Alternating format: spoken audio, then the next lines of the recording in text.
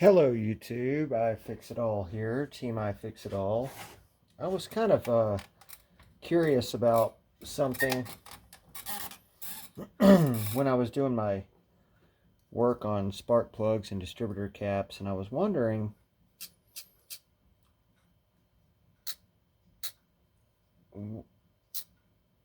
why do rotor buttons make that noise?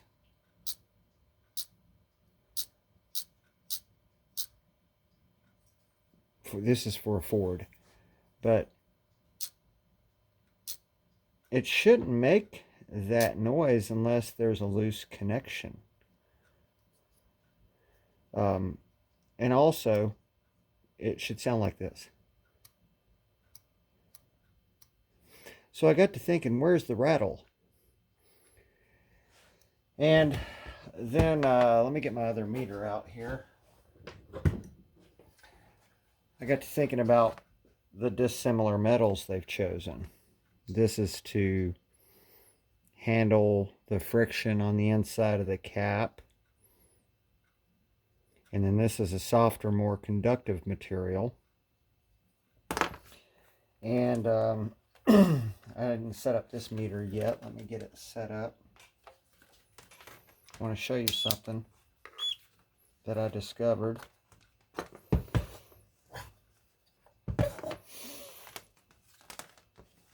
Gator clips.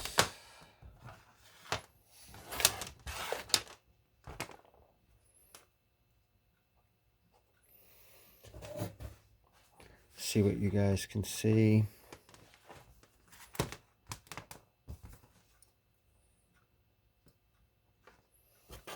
All right.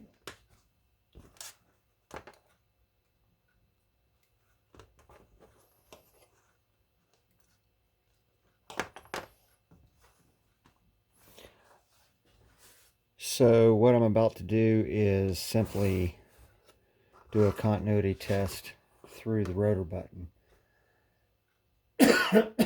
Excuse me. Might zoom in a little bit.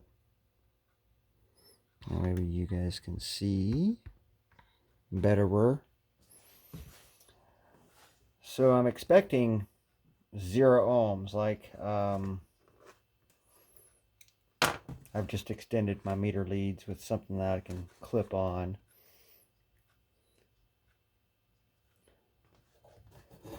So in this this multimeter, I don't have a way to zero out the meter, but it's telling me there's 3 ohms difference. Let me check my meter leads here real quick. Okay, 0.5. So that's my reference of difference. That means when I add these 2 meter leads here, I'm coming up with some additional resistance, but for what I want to talk about, that's negligible.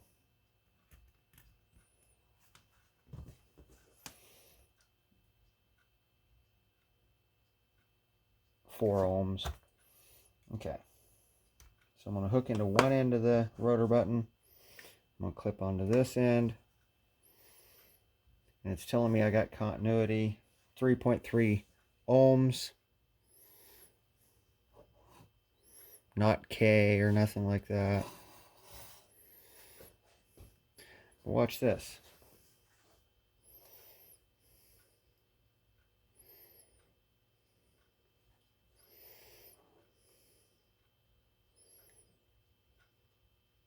What's that jumping around business? Whoa, that's 600 ohms.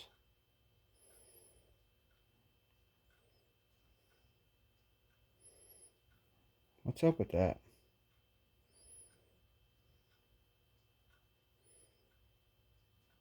$150, 43, 98. What is going on?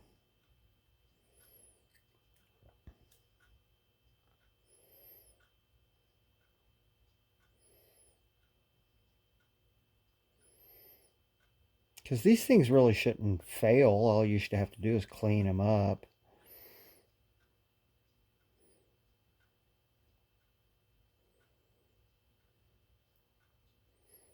if it passes the visual inspection.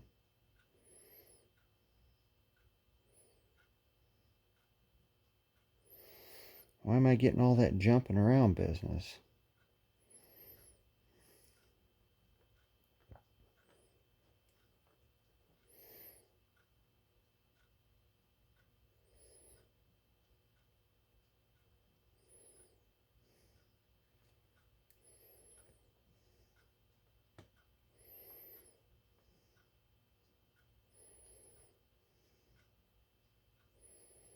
There's something definitely intermittent.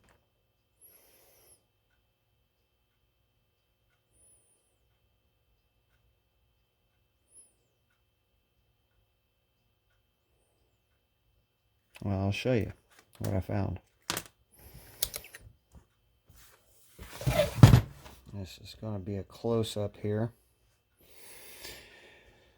All right. I want you to pay it. Don't have nothing to point with.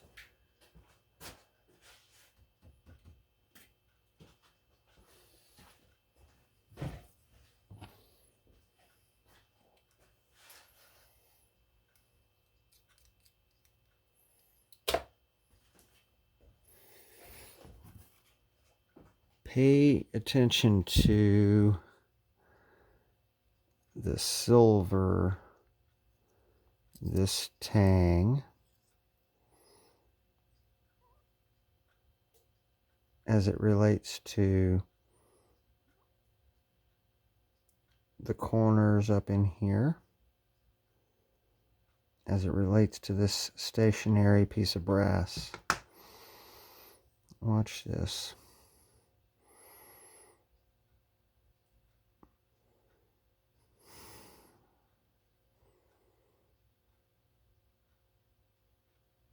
It's moving.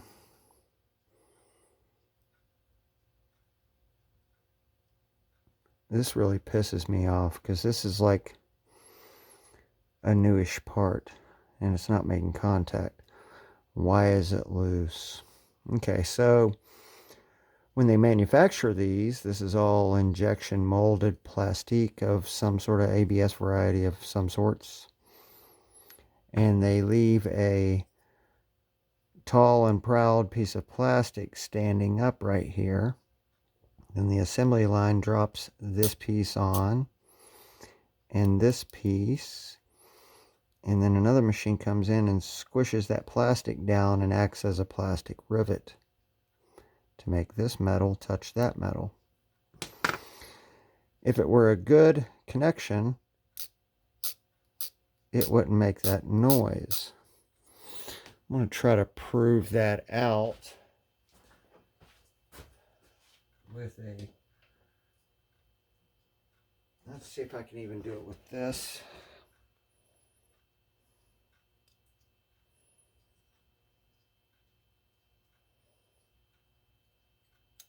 Yeah, okay. So I have squished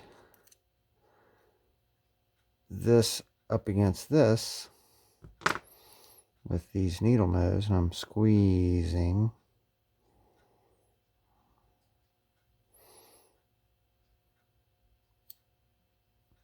No noise.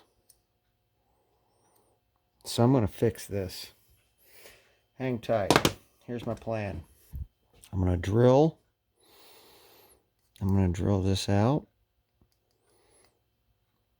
And then I'm going to remove this plastic and drill a hole and put a rivet in place of this plastic to squish this together better. Hang tight. I'm going to take me a drill bit here. And I'm going to manually manipulate this.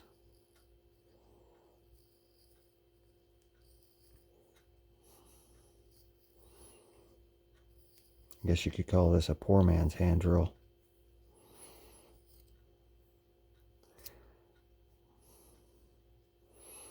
I could probably keep going, but I don't think I want to do that. Now I've got a good divot to center up a drill bit to accommodate a rivet. What do you think? Yep. Basically, I've hole punched it with that. Hang tight.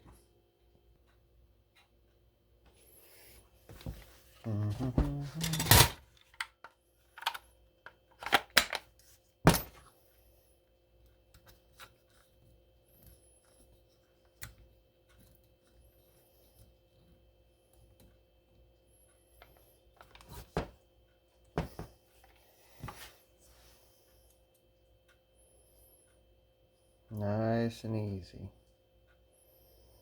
1/8 inch drill bit.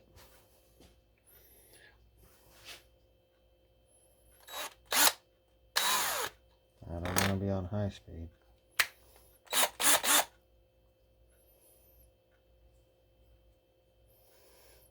I don't want to drill through my fingers.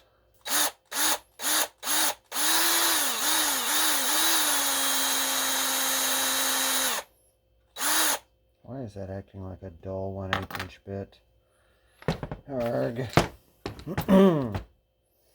it time to retire this thing?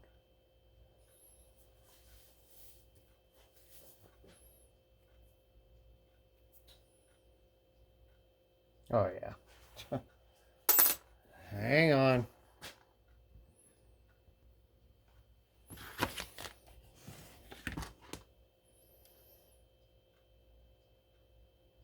That thing's beat all to hell. One day I'll be able to sharpen drill bits.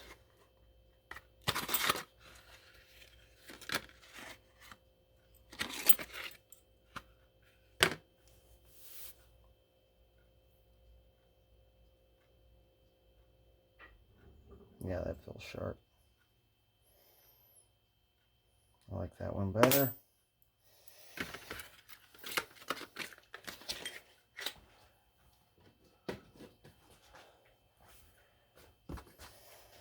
Verify it says 1/8.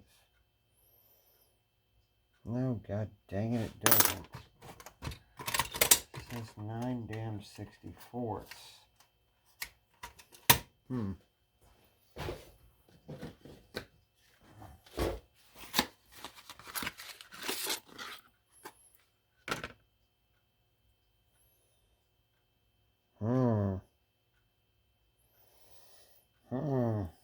I've already thrown away that drill bit.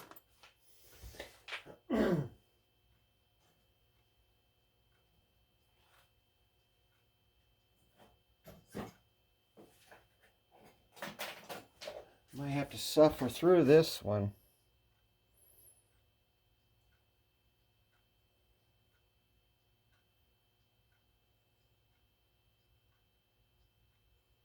Yep, that's 1/8. These are all 3 9/64ths. I'm afraid to use anything bigger than 1/8 on this application.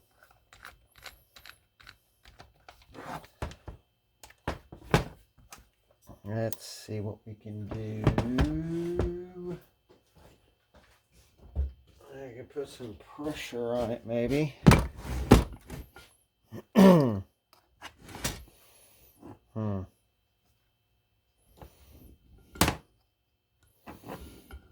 Give it a little bit of a gap there.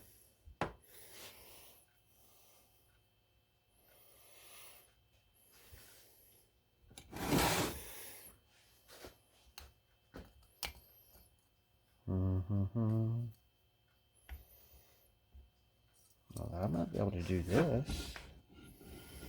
Open it up more. Drop it in like so. Might be able to do that.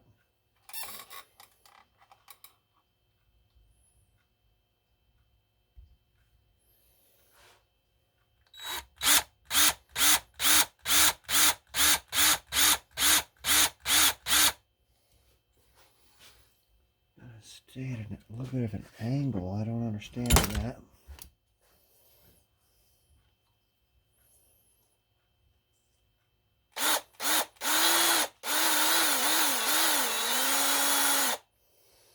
I should miss my finger.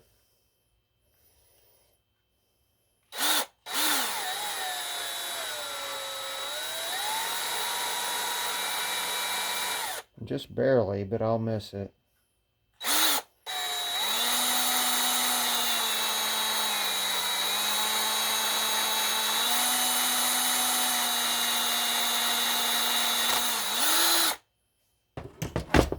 Okay.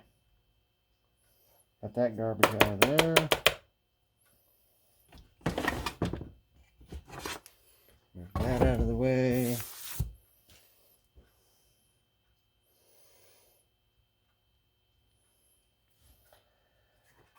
Let's see what we got to do to mine this out a little bit more.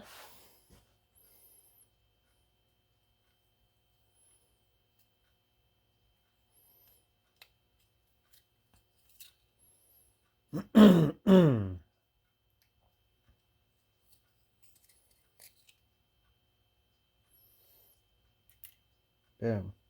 Got that piece off.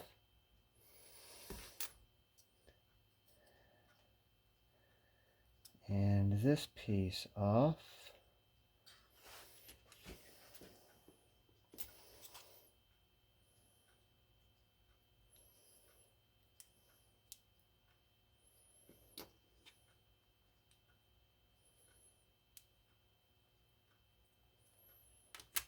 Doing a little bit of studying right here for a second. I want to see if I'm allowed to take away any more plastic or if there's any more benefit. Because I like the idea of having that standoff there to align the parts.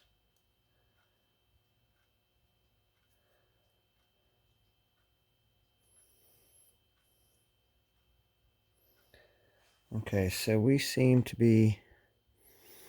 we have enough plastic removed so that the addition of a rivet will compress it tightly together.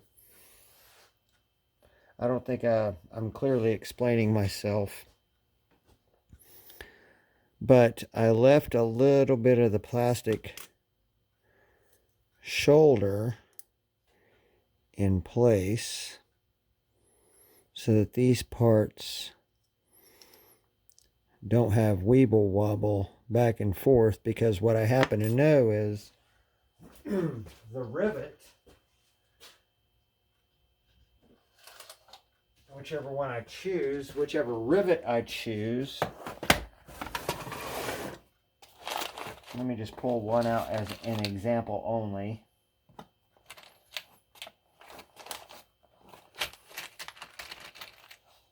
Well, this brown one's going to have to do. See how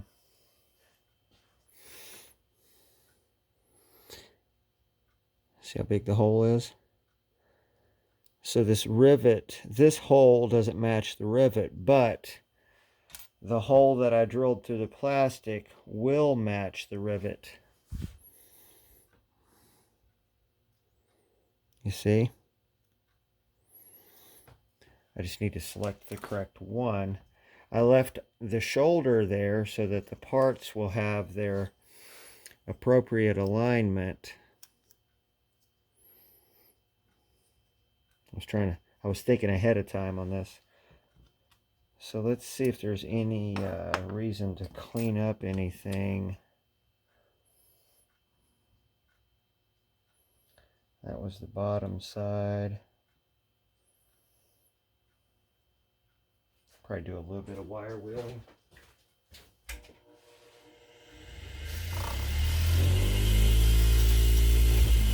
There we go. Cleaned it up a little bit on the bottom.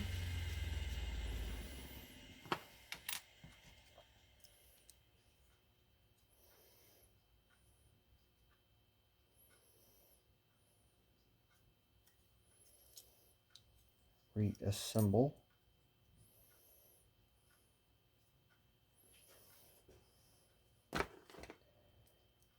Dressed down that shoulder on the plastic.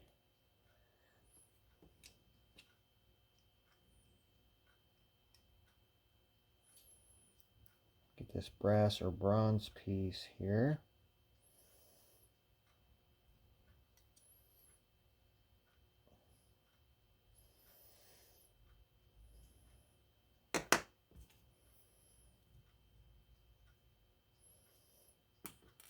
I kind of want to take off a little bit more plastic.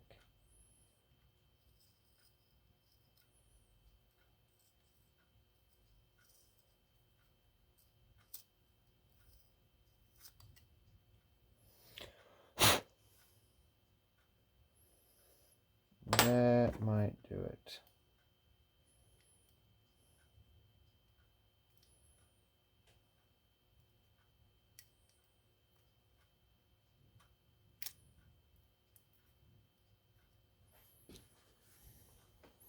Might zoom you in a little bit so you can see what I'm doing.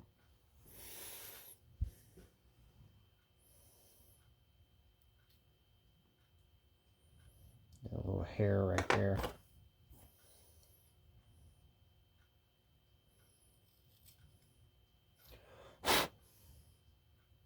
That might be better.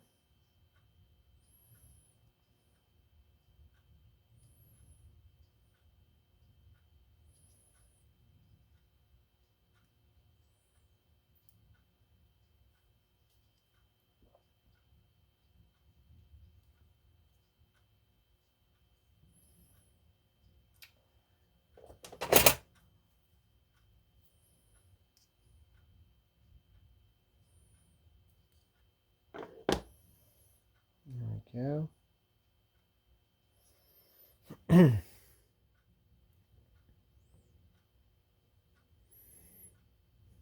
Just trying to remove as much plastic as possible, but have the metal a little bit higher than the plastic. That way when I add the rivet, there's a guarantee that there's going to be a good connection effect of when I compress the rivet. Find a rivet of choice here, if I even have one.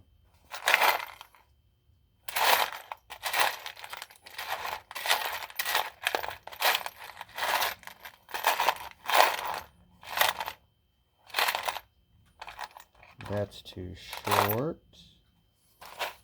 There's a long one-ish one. That should be pretty damn perfect. Drop it in. Let me get my rivet gun.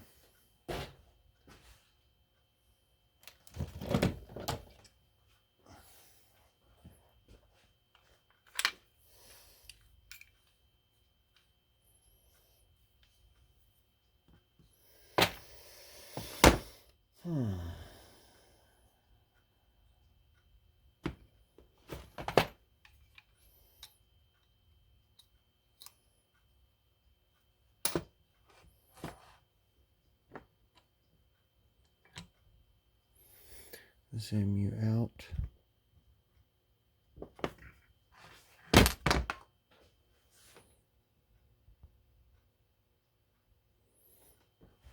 Okay.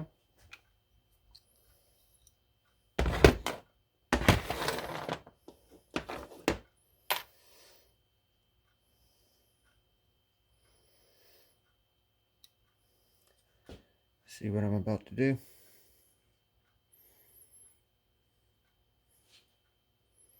Quite a bit of rivet on the bottom too. Let's see how well it compresses.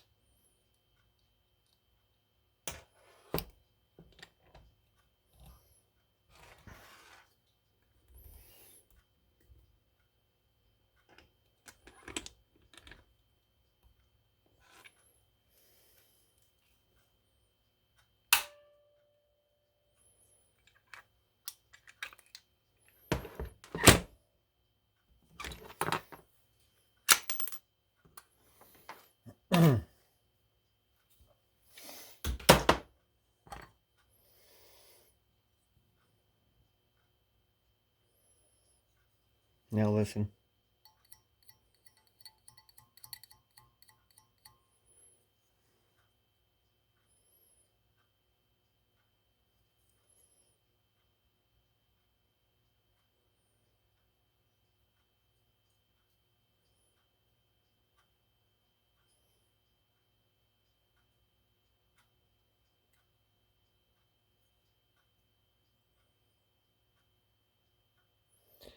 That should be as good as new, I would think. So now electricity is going to be traveling down from the center of the distributor cap, down this, out to here, which is going to arc with one of your distributor cap posts. And now I have to wonder,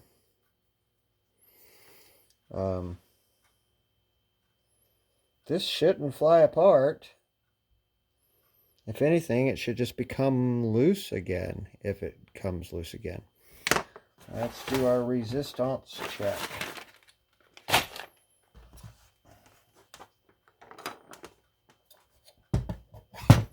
Wiggle test. That's a technical term, by the way. While you have a live circuit before you, you're working on something and your problem is intermittent. It comes and goes. Intermittent troubles are some of the most difficult things to troubleshoot.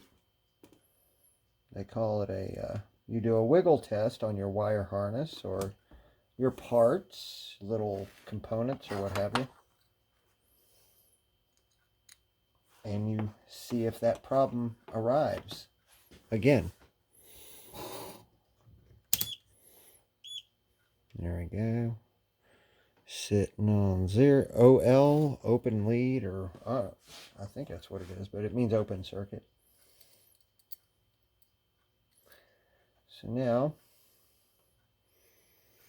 got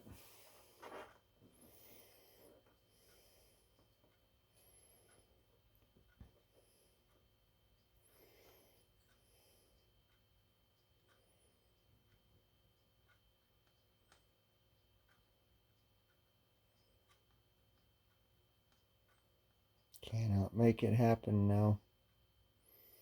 I've got these parts right here. Keep losing my pointer.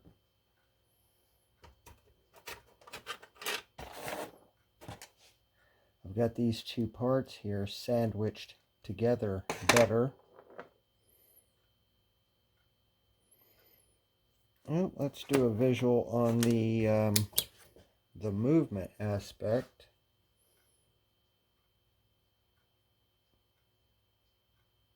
No movement.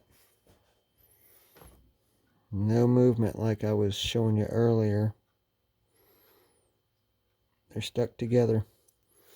And this was supposed to be a new part.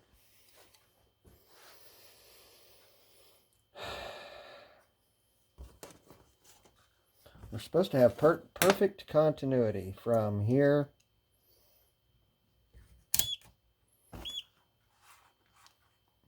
up to here.